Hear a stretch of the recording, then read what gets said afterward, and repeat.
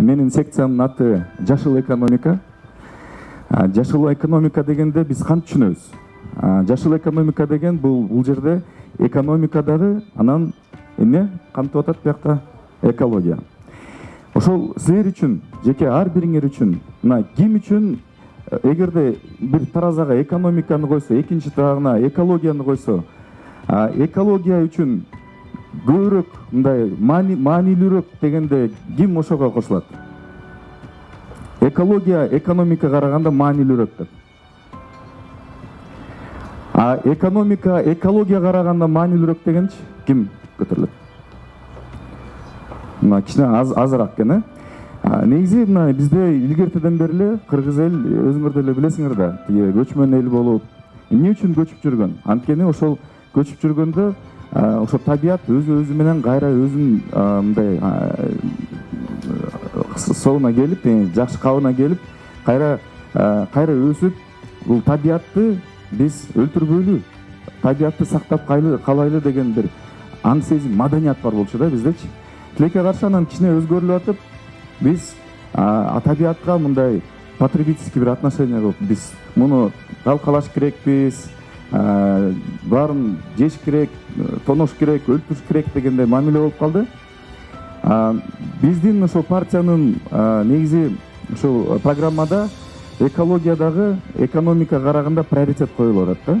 Анткени мына силер баарыңар эле билесиңер, ата мекендин тарыхында дагы именно бул кумтөр боюнча, башка кендер боюнча дагы бул Ледник Давыдов деген, Лысый деген Давыдовторго аларды талкалаш керек деп калган партиялар баары чыгып атса, ошо ата мекен партиянын мүчөлөрү, бияктагы биздин мына депутаттар, башка СДПКда отурганда депутаттар дагы ошого каршы чыккан экен да.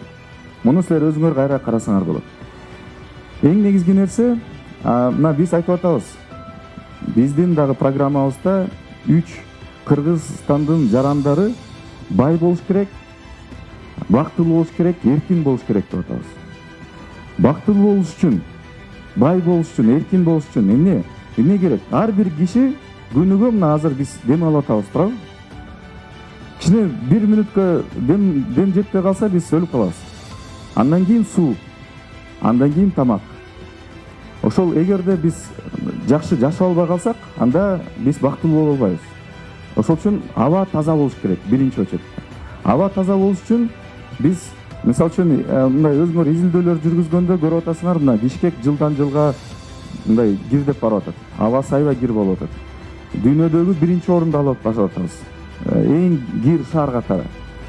Эми себептерин ойлонсок, бул машинелер, анан ТЭЦ, анан көмүр менен үйдөгүлөр, бул частный сектордо жагып аткандар. Ушуларды биз мындай азайтып, бирок биякта дагы ошо экономикалык жагында карап, аябай этият мамиле менен бирок ушуну азайтыш керекпиз да. Бул жерде биздин программада бул жашыл энергетикага ставка жасаш керек деп, мына бизде Кундуз Кырбашева дагы экинчи анан секцияда сүйлөп айтып берет. Кундуз Кырбашева өзүнүн күчү менен азыр мына балыкчыда ветроэнергетический станцияларды коюп атат да. Бул менин оюмча Кыргызстандын тарыхында биринчи жолу жасалып атат. Бул жөн эле сөз эмес, теория эмес, бул практикада жазыла турган нерселер бар, сүрөттөрү, видеолору уже бар. Балыкчы жактан көрүп кетсеңер болот. Эми ушундай күн менен, шамал менен, анан эң негизги нерсе гидроэнергетикага биз ставка жасап, ол көмүрдү жаккан, ошолордун баарын азайтыш керекпиз. Кийинкиси бул машина. Машинеде ошо биздин программадагы жанакы электромобилдерди биякта көбүрөөк жайылткандай, Бишкек шаардын негизи эле Кыргызстан боюнча ошо электромобилдерге дагы атайын мындай зарядка кылыш керек да. Ошол зарядка кылгандай бул инфраструктураларын жасайлы деп аткан мындай пландарыбыз бар. Ошолорду жакшы биз мындай как стратегия катары, Кыргызстандын стратегиясы катары ошонун баарын киргизип атабыз да. Анан кийинкиси суу. Биз мына көрүп атабыз, биздин Кыргызстандын бермети бул Ысык көл. Ысык көлдө пансионаттар курулуп атат, ар кандай нерселер курулуп атат. Анан бирок бүт канализационный стоктордун баары ошо сууну булгап атабыз.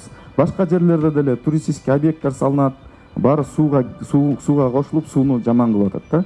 Өзүбүз уулантып атабыз.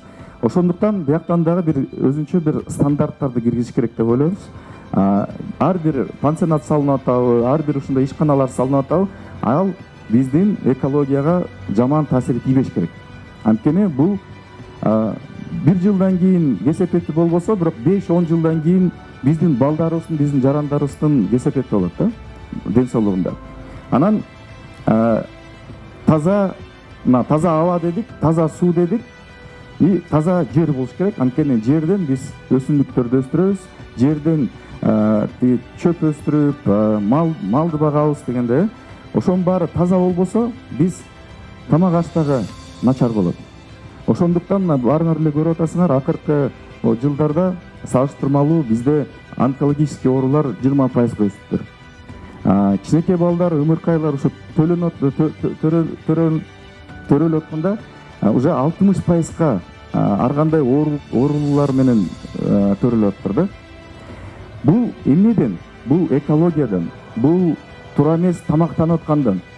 Мунун баарын оңдош үчүн биз ушул кайра эле жакшы экологиялык стандарттарга кириш керекпиз. Айыл чарба тармакта, бул эми айыл чарба да. Мен ушул сублимация деген технологияны эң негизги технология катары киргизген сунуш кылдым.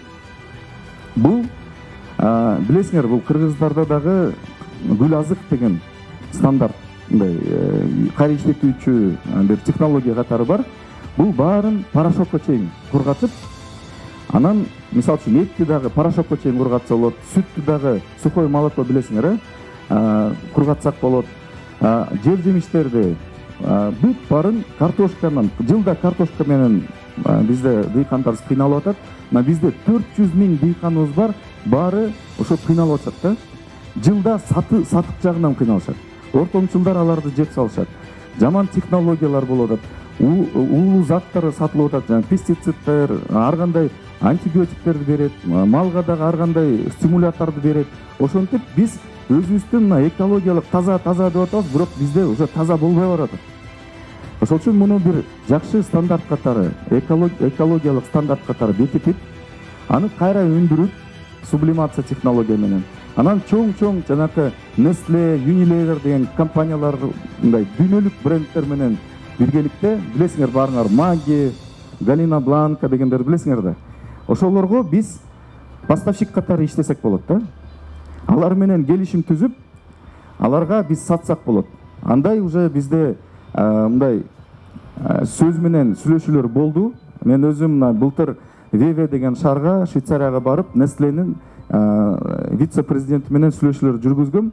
Ал аябай кызыктуу, анткени айтып атат, Кытай менен Америка экөө согушуп аткандыктан Кытайга азыр аябай көп тамак аш жетишпейт азыктарчы. Ошондуктан биз Кыргызстан жөн эле өзүбүздүн бол 400 000 дыйкандарды дагы бириктирбей, жалпы Борбор Азияны бириктирип, Борбор Азиянын бул технология жагынан лидери катары кирсек болот. Өзбекстандан, Тажикистандан, Түркменистандан, Казакстандан өндүрүлгөн айыл чарба продукциянын баарын биз чийки зат катары Кыргызстанга алып келип, Кыргызстандагы жанакы кургатып, порошок деңгээлине чейин, анан порошокту биз керек болсо самолет менен жөнөтсөк дагы бул өзүн актайт. Бизде темир жол жок болуп атат, аны дагы сөзсүз түрдө кылыш керекпиз. Ошентип биз мындай айыл чарбаны биздин экологияны бузбай, энергетикабызды, экологияны бузбай, жалпы эле мындай жашообузду, экологияны бузбай, биз өнүктүрүш керекпиз да экономикабызды. Ошондуктан дагы биздин программада дагы мындай көп нерселер бар. Анын ичинде ошол эле мусорду бөлүштүрүп, мусорду жанакы кайра өндүргөн заводдорду салыш керек, ошол стандарттарды кириш керек деген дагы бар. Биякта мисалы үчүн мен Германияны, ошол Европаны көп кыдырып жүргөндө алар наоборот мусорду сатып алышат экен. Бул өзүнчө бизнес, чоң бизнес. Биякта бизде мафия кирип кеткен, паракорчулук менен аякта криминал дагы бар. Ошону биз жөнгө салыш керекпиз. И акыркы нерсе, биз дагы ушул жашоо шартыбызды, жүргөн аң сезимибизди эң негизги биякта ошону өзгөртүш үчүн биз бул инфраструктураны, шаардык инфраструктураны дагы өзгөртүш керекпиз. Биз велосипед менен көбүрөөк жүргөндөй, машинени жанакы электромобиль болобу, кичинекей жанакы машинелерге өтүп, өзүбүз бияктан баштасак, аң сезимибизден баштасак, бизде чыныгы өзгөрүүлөр башталат. Ошондо бизде жаңы дем келет. Ошол үчүн достор, мен биякта билем, ар кайсы аймактардан ата мекенчилер келдиңер. Силерге чоң рахмат. Эми Бишкекти эле кара бербей, келгиле ар бирибиз өзүбүздүн айылда өзүбүздүн демилгелерибизди көтөрүп, жалпы бул программаны ишке ашырайлы. Ашар жол менен биздин Бишкектен дагы байкелер бар, эжелер бар, туурабы, көчүп кеткендер. Ошолорду дагы чакырып, келгиле айылга жардам берели. Мигранттарга дагы кайрылып, келгиле өзүңөрдүн силер башка жакта иштеп атасыңар, келгиле өзүбүздүн айылга бир инфраструктурабызды оңдойлу, аң сезимибизди оңдойлу, туалеттерди жасайлы дегендей кылып, таза мындай башкача кылгандай кылып, аң сезимди өзгөртө тургандай кылып, ишканаларды ачайлы деп туруп, ошондой демилгелерди көбүрөөк көтөргүлө, мен силерди баарыңарды чакырам. Ошол тармакка мен мындай ашар долбоорго мен жоопкерчиликти алганга даярмын. Ошол үчүн баарыңарды ушу ашарга чакырам. Чоң рахмат.